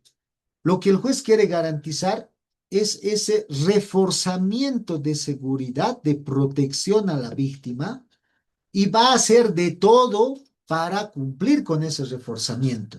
Y al hacer de todo para cumplir con ese reforzamiento, sobre y sobre tus derechos como imputado. Por eso es que cuando hablamos de la ley 348, hablamos de violación niño, niña, adolescente, y más aún con la ley 348 se establece, no existe el debido proceso para el imputado. Y eso de manera establecida por las mismas autoridades jurisdiccionales. En un amparo constitucional, perdón, una acción de libertad, bajo estas mismas características se presentó el mismo contexto con relación por la vía reparadora y nos dijeron, los derechos de los menores están por encima de los derechos del imputado y se tiene que resguardar su seguridad. Por lo tanto, el juez, y esto ustedes tienen que ver, el juez va a velar más por la seguridad y reforzar esa protección a la víctima, en desmedro de las garantías y los derechos del imputado, dentro de una ley 348, dentro del tema de violencia familiar, violencia psicológica, violencia patrimonial, todos los tipos de violencia que existen. Tenemos que ser conscientes, es la diferencia que nosotros tenemos que tener. Tienes un proceso por violencia familiar dentro de la ley 348, violación, niño, niña o adolescente, tienes que tener en cuenta y decirle a tu cliente, esto está totalmente bien, bien tedioso y tenemos que cuidar cada elemento como tal. Y si a la primera cesación no te dieron, intenta a la segunda, a la tercera, pero complementa los requisitos correspondientes y lo que te va a pedir el juez. Si te llega un proceso de estafa, robo, te llega cualquier tipo de proceso como tal, la documentación vaya siempre favorable al imputado por el indubio pro reo. Pero en materia de ley 348, niño, niña, adolescente, ya no existe eso. Más está constitucionalmente protegido el menor de edad, niño, niña, adolescente, mujer, dentro de la misma ley. ¿Qué dice la juez? Por tanto, en primera instancia dispone rechazar la solicitud a la detención preventiva y por cumplimiento de la ley 239 en su numeral 2 se dispone la continuidad de la medida extrema de detención preventiva del imputado por existir una acusación fiscal en su contra, y tramitación del juicio y el señor imputado tiene la finalidad, la ampliación y continuidad. Y aquí ya es una ampliación indefinida, porque no le está diciendo, y ahí tenemos que tener cuidado, si llegamos a este punto de que ya se ha cumplido sus 3, 4, 5 meses de detención preventiva y amplían posteriormente y ya entra a juicio, ya es una ampliación indefinida. Y el artículo 239 en el numeral 4, ¿qué te dice? Si ha excedido los 12 meses, si ha excedido los 24 meses, a tu cliente ya le tienes que decir, por ahí vas a estar ese tiempo. Ahí es donde nosotros tenemos que trabajar en la cesación. Y para trabajar en la cesación tenemos que cuidar, como en colegio, tenemos que hacer nuestro trabajo de manualidad. alistar los documentos, foliarlos, ponerlos con su croquis, ponerlos con sus números, que esté todos los requisitos aparejados y presentarlos como tal. Eso es lo que tenemos que hacer. Y finalizando lo que dice, en consecuencia, se mande al sorteo para que vayan a un juzgado, se menciona el juicio oral y obviamente bajo ese mismo contexto se va a determinar de manera clara el punto principal de las responsabilidades como tal. Entonces, bajo ese mismo contexto, ustedes han visto de manera específica los cuidados que nosotros tenemos que tener en una cesación a la detención preventiva. He utilizado esta cesación en el cual es contrario a las que siempre utilizaba en las que daban viabilidad, que se los voy a pasar, pero es necesario también ver esta otra cara de la moneda cuando no existe éxito en la cesación y ver en qué hemos fallado y ver en qué tenemos que corregir o qué no tenemos que hacer para que sea próspera nuestra cesación a la detención preventiva como tal. ¿Que hay 6 requisitos indispensables? Sí. ¿Que el primero es el más común? Sí. ¿Y que el segundo es un saludo a la bandera? También. ¿Y que los otros son resultados de una detención preventiva indefinida? Y esa detención preventiva indefinida hace que lastimosamente tengamos que surtir y determinar en las situaciones de alejamientos correspondientes que tenga que preverse y determinarse por ese lado. Estimados colegas, es muy importante poder determinar. eh, no he podido lastimosamente, pero me comprometo en enviarles, poderles enviar el acta y resolución de la cesación que se le ha negado al señor Ponciano Santos y que ha pasado de manera específica a un juicio oral como tal para que él mismo continúe con su detención preventiva. Ahora sí es indefinida hasta que pueda obtener algún elemento específico como tal. Entonces, bajo ese mismo contexto, quisiera yo mostrarles un poquitito de manera determinada. A ver, denme un ratito. Acá. Denme un ratito. Aquí está. Esta, por ejemplo, es el rechazo. Se los voy a pasar el video completo. Tenemos la Institución Penal Anticorrupción de la Ciudad del Alto dispone rechazar la solicitud invocada por ahora hoy accionantes del Ponciano a través de su defensa técnica. No hay más, hemos concluido y habiendo ya habiéndoles emitido una resolución del poder. Esta, por ejemplo, es la audiencia en la cual se niega la cesación a la detención preventiva justamente del señor Ponciano Santos Jorge Cruz, porque tampoco se ha tenido un cuidado en el documento de trabajo. Cuando el juez refuerza estas cosas y no te quiere dar, te va a pedir una y otra cosa. Y tienes que volver a insistir, insistir, insistir por ese lado. Entonces, lo que tú como abogado de la víctima tienes que determinar, observar todo y pedir una ampliación. Si eres el abogado del imputado, antes de pedir la cesación, estudia los requisitos, estudia de manera específica el tema del mismo delito, el contexto y qué es lo que te pueda pedir, qué pueden decir de manera específica. Ese razonamiento te va a ayudar en esta cesación a la detención preventiva. Si en la primera no te sale, activa la segunda, activa la tercera, activa la cuarta. No hay inconveniente por ese lado y determinar qué otros conocimientos más se puedan ir dando por ese lado. A ver, ¿qué nos dice nuestro querido doctor Robin, José Robin? Enseguida le doy la palabra a mi estimado doctor Isaac. Nuestro querido doctor Robin dice, doctor, aplicando sus lineamientos estratégicos en la etapa preparatoria, presentamos la solicitud de sobreseimiento, demostrando con los certificados forenses y DIF 5 días de impedimento y 0 lesiones óseas que la teoría del feminicidio por aplastamiento es científicamente imposible.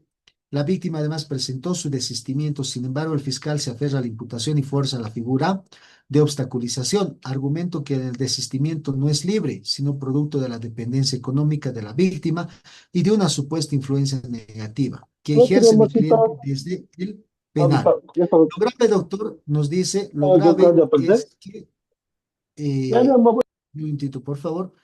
Lo grave, doctor, es que en el cuaderno de investigaciones cursa prueba documental, un documento privado de deuda y la declaración propia de la víctima, donde ella confiesa que quienes la coaccionarán, extorsionar, la amenazan con quitarle su casa por los gastos médicos y sus propias hermanas, y no mi cliente.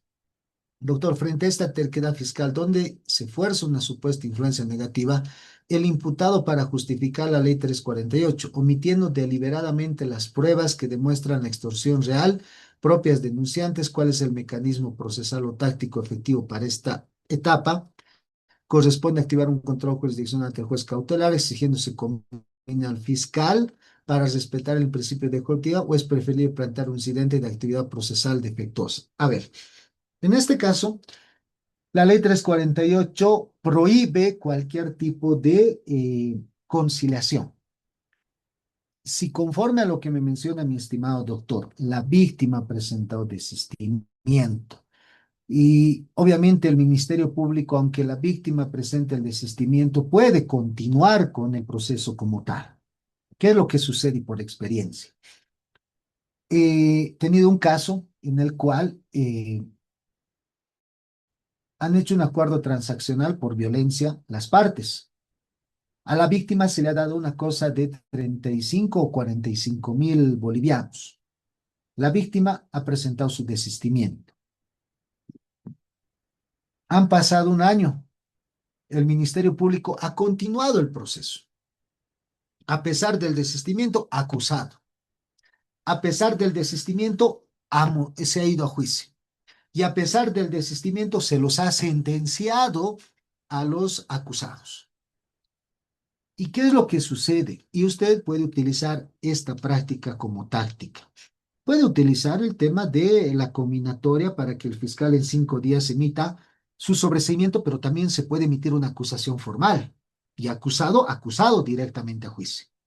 Puede presentar un incidente de actividad procesal defectuosa frente al rechazo del sobreseimiento que le puede dar viabilidad, pero lo más seguro que no.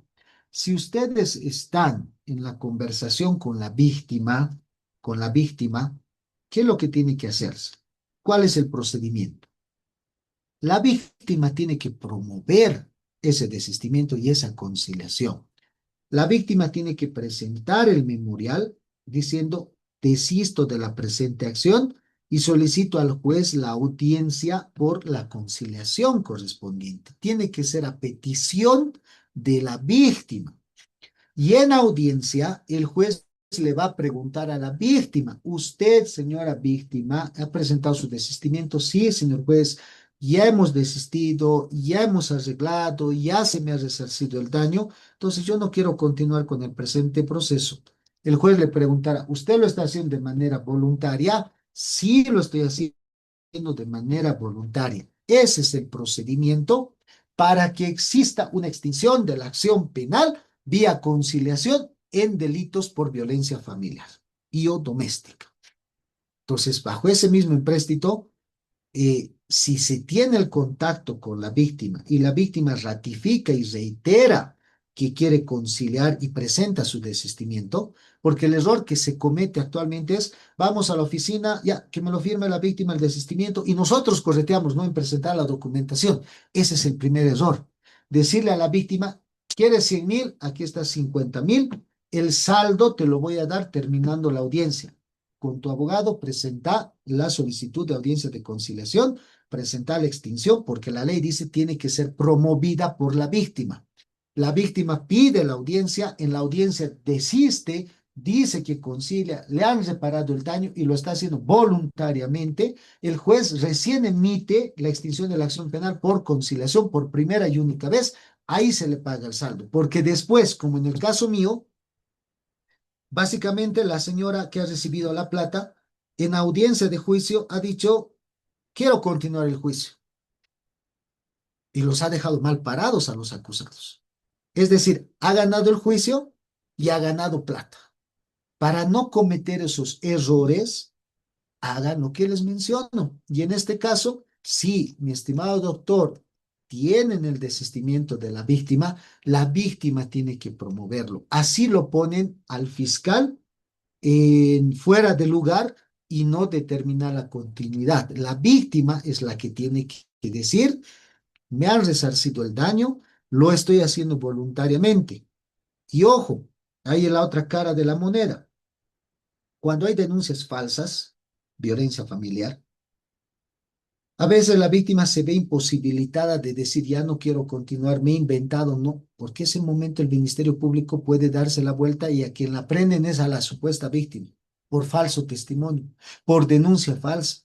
Y a veces porque no haya eso, de manera específica, tienen que continuar con la mentira. Esto se los digo porque en un proceso de violación, la chica presentó la denuncia y lo dejó 8 meses. Y el nuevo fiscal que le entregaron todos los cuadernos dijo, ¿y este cuaderno qué es? Pero esto ya pasó 8 meses, imputaremos y pediremos medidas cautelares. La víctima ha desistido. Pero ¿qué tiene que hacer la víctima? Ir ante el fiscal, pedir día y hora de declaración ampliatoria y en su ampliación decir que ha mentido, que no había sido así. Puede hacerlo. Esa es la manera más correcta para determinar que una denuncia es falsa. Pero al momento de ir a declarar la víctima y decir, señor fiscal, me he inventado y le he mentido, ese momento el fiscal puede, de manera directa, de oficio, aprenderla por falso testimonio, por falsa denuncia, y la víctima llegaría a ser la imputada. A miedo de eso, muchos mantienen de manera específica su mentira, porque el momento que alguna mujer tenga el valor civil, la valentía de decir, mentira, me he inventado y no pensé llegar hasta este punto, porque les digo, ¿cuántos procesos yo no tengo de clientes que están detenidos preventivamente por violencia familiar, violación a sus esposas y que sus esposas son las que nos contratan para sacarlo? Porque me dicen, yo no pensé que se iba a agrandar tanto esto así. Ese momento por ofuscación he denunciado. Y ahora él está, no, quiero que lo saque, doctor. La propia víctima así contrata para sacarlo a su supuesto victimario. Es decir, pasan esas situaciones, pero no ha habido la mujer que hasta yo he visto, que haya yo visto hasta este tiempo, que se presente ante el fiscal, pida ampliación de su declaración y diga, he presentado una denuncia falsa, señor fiscal. No era verdad. No me ha violado, no me ha tocado, no. ¿Por qué? Porque al momento de ir a hacer eso, se van a revertir las situaciones. Y bajo ese mismo contexto, es un daño económico al Estado. Y obviamente van a tener que mantener esa situación de denuncia falsa y ser víctimas y que el juez, como ustedes han leído, refuercen la seguridad para ti como víctima y que tu victimario esté ahí guardado 2, 3, 6 meses y hasta indefinido de manera específica y tengamos que nosotros trabajar para hacer una cesación a la detención preventiva. Mi estimado doctor Isaac nos dice, ¿cómo es el procedimiento para las garantías para la víctima? Es un memorial presentado al fiscal pidiendo requerimiento fiscal, mediante requerimiento, otorgar garantías personales a la víctima mediante la red convencional. Te entrega el requerimiento, tú vas a la FELCB, a la red convencional, dices, tengo este requerimiento para otorgar garantías. Ahí tú otorgas la garantía, firmas el libros de garantías y eso mediante el investigador le haces notificar a la víctima. Ese es el procedimiento totalmente sencillo para otorgamiento de garantías personales. Mi estimado Doctor, doctor. Adelante, mi estimado doctor Isaac, complementemos. otra preguntita más, doctor. De acuerdo al artículo 239, en el cual, digamos, sobre 12 meses cuando no presenta acusación, ¿no ves? Y Acusación. 24 Correcto, correcto, sí.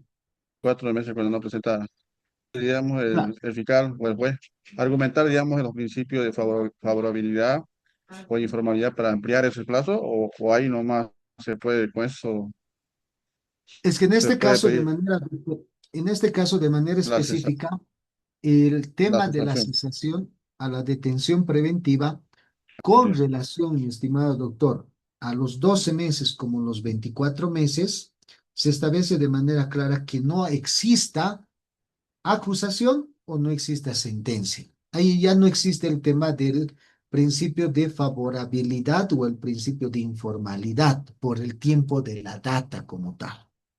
Es decir, que si en 12 meses no existe acusación formal y no lo ha pedido antes el fiscal de manera determinante, se pueda pedir ya el tema de la cesación a la detención preventiva, que es muy distinto al numeral 2, que en el cual te abre al tema del cumplimiento de la detención preventiva siempre que el fiscal, por eso ahí viene la condicionante. El numeral 2 nos dice siempre que el fiscal no lo haya solicitado. Ahí hay la participación del fiscal. En el numeral 4 no existe esa condicionante de siempre y cuando no lo haya pedido el fiscal. Son dos cosas muy separadas por ese lado. Doctor, Mi estimado doctor ¿será Aguilar que nos dice, dígame, dígame. la última, doctor, para no descansar? Interesante su curso, doctor. Ya la segunda clase que estoy con usted. Gracias por eso. Muchas gracias. La última pregunta, doctor. Sí, rapidito. La verdad, yo soy abogado, se puede decir, hace un año nuevo, ¿no? Y he tenido algunas audiencias penales, todo eso, pero casi en ley 348 no he tenido audiencia cautelar hasta ahorita. Entonces, de algunos colegas he visto que preparan, digamos, lo que son los riesgos procesales, ¿no? De domicilio, ahí con asignado de caso. Ujú, Domicilio, ya, y luego me dice ahí el colega que, digamos, con la escritura de riesgo procesal de domicilio y también desvirtuando lo que es la autoría, le dieron, digamos, la libertad a su cliente. Esa claro. partecita me puede explicar, ¿se puede dar esos casos así, solamente desvirtuando eso? Porque le dieron sí, Depende. fianza personal y algunas cosas. En este caso le voy a responder como siempre les respondo a veces a nuestros clientes que están en el penal, ¿no? En el penal, ahí adentro, que es otro mundo, todos son eruditos, todos son abogados, todos son jueces, todos de manera específica dicen saberlo todo, pero siguen ahí dentro. Te van a decir, pero ¿cómo sigues aquí si este ya ha salido, etcétera? O ¿cómo sigues acá? Con esto puedes salir, etcétera, etcétera. Yo ahorita le puedo responder, mi estimado doctor, con una pregunta, con una respuesta de la siguiente forma. Dependiendo el caso. Cada caso es muy distinto. Para ese caso, si es que solamente domicilio, por ahí algunos fiscales en su imputación formal, ni riesgos procesales ponen, imputan formalmente y no ponen ningún riesgo procesal por ese caso. Hay Era otros, violencia. claro, y en otros casos, de manera determinada, en otros casos ponen riesgos procesales, pero no familia, ni domicilio, ni trabajo, porque ya el imputado se ha encargado, por ejemplo, de Familiar, demostrar esto en la investigación. violencia Solamente le ponen un familiar. numeral, el numeral 7 por decir. Dependiendo la imputación, dependiendo los riesgos procesales, dependiendo el caso, de manera específica puede o no puede realizarse de esa misma forma y manera. Lo que usted me dice, mi estimado doctor Isaac, esa forma y esa metodología y ese camino le ha servido para ese caso. Para cada caso nosotros tenemos que tener en cuenta los móviles, la teoría de caso y los riesgos procesales. Si bien la mayoría de los riesgos procesales es familia, domicilio, trabajo, pero para cada persona el riesgo es muy particular, es muy individual, con características únicas. Por eso es que cuando nos llega un caso, en el caso, por ejemplo, de que yo les voy a mandar diferentes imputaciones formales, hay diferentes hechos, pero es una sola la aplicación de la norma como tal a esos hechos. Al proceso que te venga va a ser muy distinto, puede ser una menor de edad que mañana cumpla y es mayor de edad. Es muy distinto al caso de una menor de edad que va a seguir siendo menor de edad los 3 años correspondientes, por decir. Entonces, mi estimado doctor, Para cada caso, lo que hay que hacer es individualizar, estudiar y aplicar la norma correspondiente, que te puede ayudar la lógica y el pensar, como acá lo manejamos de diferentes resoluciones, sí, pero el tratamiento es específico, el tratamiento es muy particular y no podemos aplicar esta regla para este caso en particular. No podemos porque el contexto es muy distinto. Para ese caso, le vuelvo a repetir, hubiera funcionado lo que le ha mencionado, pero para un caso de abuso sexual, por decir, por ahí no le funciona. O por un caso de violencia familiar no le va a funcionar. O violación a niño o niña o adolescente no va a servir. Entonces, tenemos que nosotros aplicar conforme al caso particular de manera específica por ese lado. ¿Ok, mi estimado Doki? A ver, Sí, mi estimado. doctor Aguilar, Doctor, buenas sí, noches. buenas Buenas noches. noches. Yo Mi tengo estimado un, doctor yo tengo, Víctor, adelante. sí, yo tengo un caso de que hace 10 años ha habido, digamos, la situación de violencia, ¿no? Se ha denunciado. Ya, Pues resulta que va y la víctima, la supuesta víctima, no presenta ni siquiera de forense, no presenta otra situación, y más que todo se va a la parte psicológica porque también es abogada, pero después lo ya. deja ahí. Sin embargo, del supuesto que victimario agarran y hasta ahora, o sea, no tiene un proceso, no tiene una condena, no tiene nada, no, porque no ha habido el hecho como tal. Entonces, pero ahora va, digamos, a sacar violencia el certificado y resulta de que sale su nombre, pero no tiene ninguna sentencia, no tiene nada. ¿Cómo se puede aludir a esa situación? Bueno, en este caso, de manera determinante, si no ha tenido ningún proceso y usted me está indicando que ya tiene una sentencia en el REHAB, No, no tiene nada, pero cuando saca y va, digamos, a la violencia, sale el certificado, pero no tiene el dejar nada, no tiene absolutamente nada. entonces ahí lo que tienen que averiguar y de manera establecida, si sale en el certificado, debe decir y debe establecer de qué juzgado supuestamente se ha emitido, porque dice, sale una resolución o sale una sentencia o sale una condena o una rebeldía y dice que juzgado autorizado. Lo más coherente en ese momento es apersonarse a ese juzgado y de manera determinante hacer las averiguaciones si lo han declarado en rebeldía o lo han sentenciado en rebeldía o lastimosamente se han equivocado. Lo que yo les sugiero, mi estimado doctor, es que si sale su nombre, está automáticamente acompañado de la autoridad jurisdiccional que ha emitido supuestamente esa Se ha, resolución. se ha, se ha ido donde, justamente donde la autoridad judicional y ella, la juez que estaba esa vez, la fiscal, desconoce, dice, no, aquí no ha salido nada porque absolutamente no ha pasado nada, no se ha hecho ningún proceso porque la supuesta víctima tampoco ha aparecido.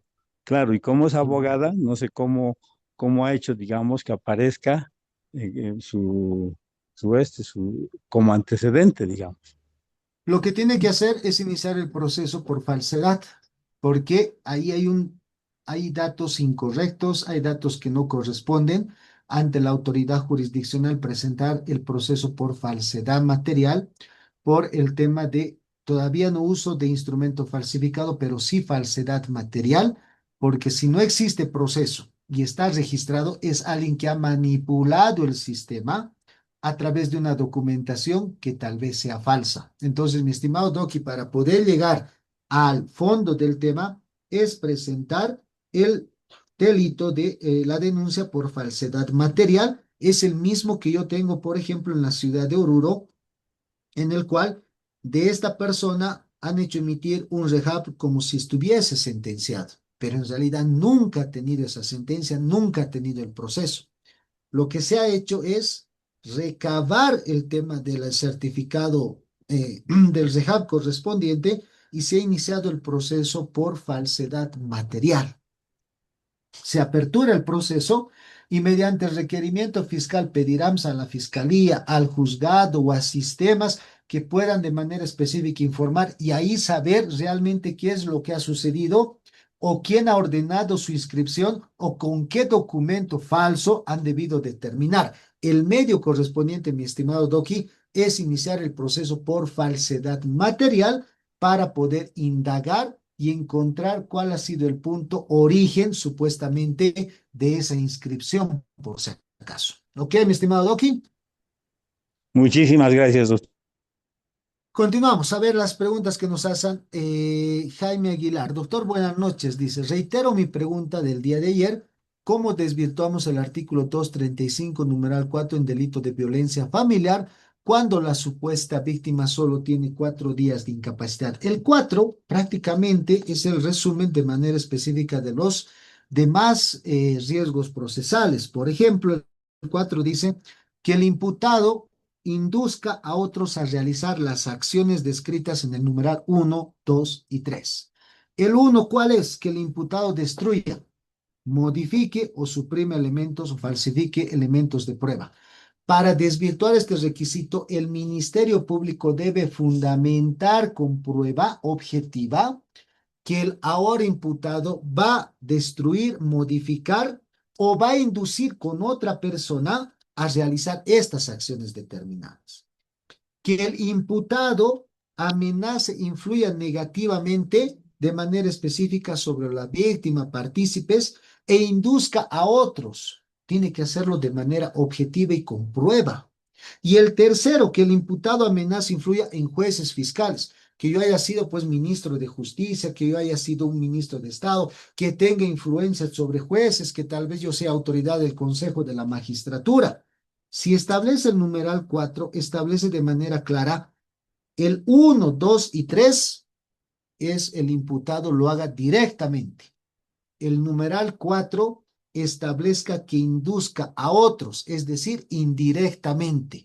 Para desvirtuar, puedas desvirtuarlo de manera parcial, porque recuerden, el numeral 2 de manera establecida, establece de que ese riesgo procesal está vigente hasta que se dicte sentencia o hasta que se ejecutorie esa sentencia. Así que si quieren desvirtuar este riesgo procesal, será una forma de desvirtuar parcial.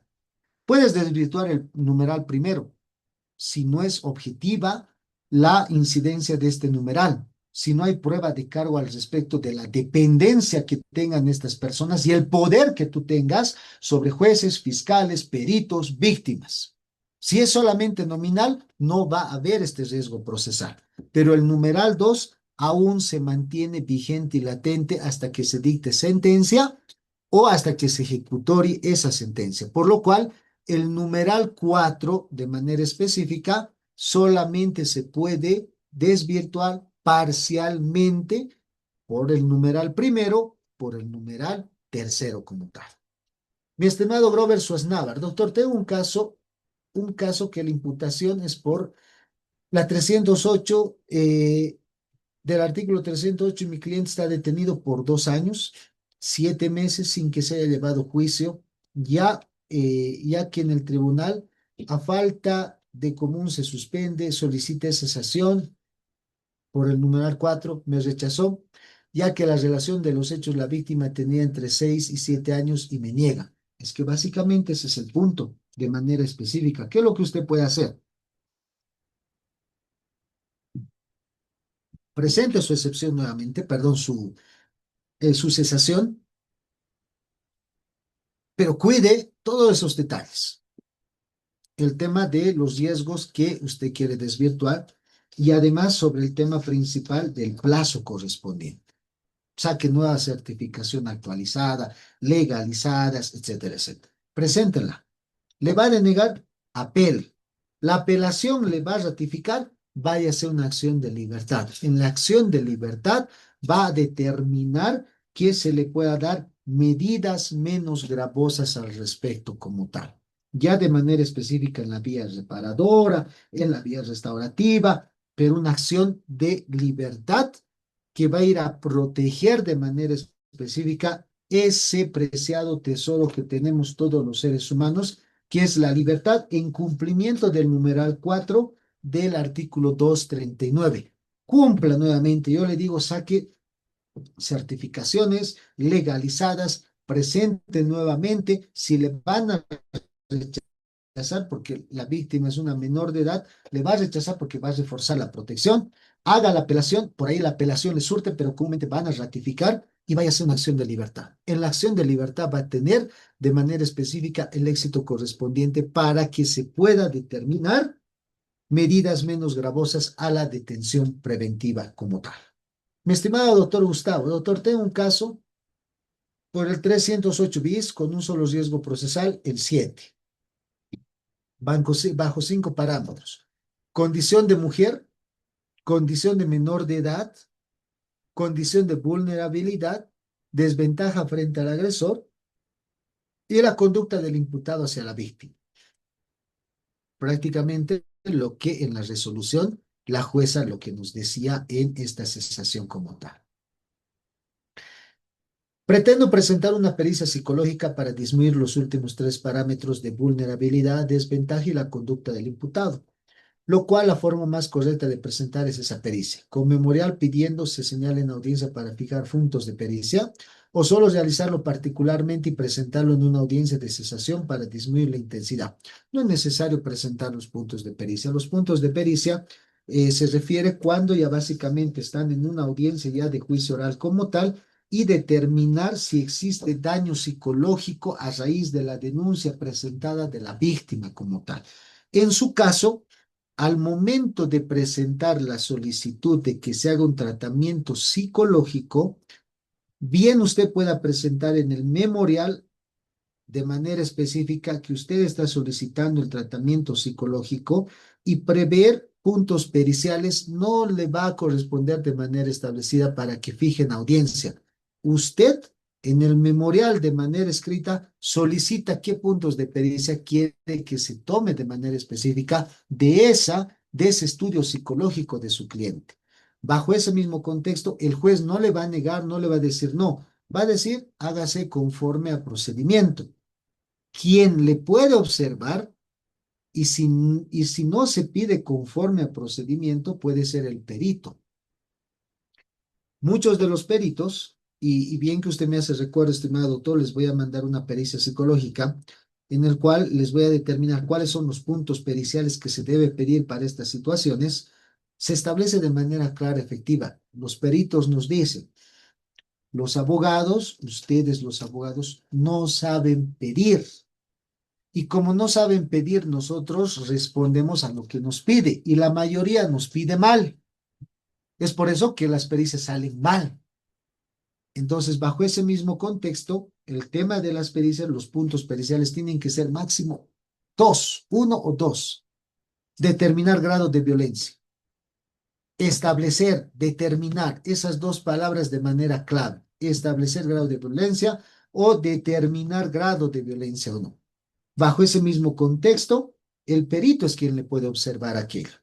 Y el perito hará la evaluación, el estudio correspondiente, y a lo que le pidan de maneras determinadas saldrá si hay violencia, no hay grado de violencia, correlación para poder desvirtuar esos temas.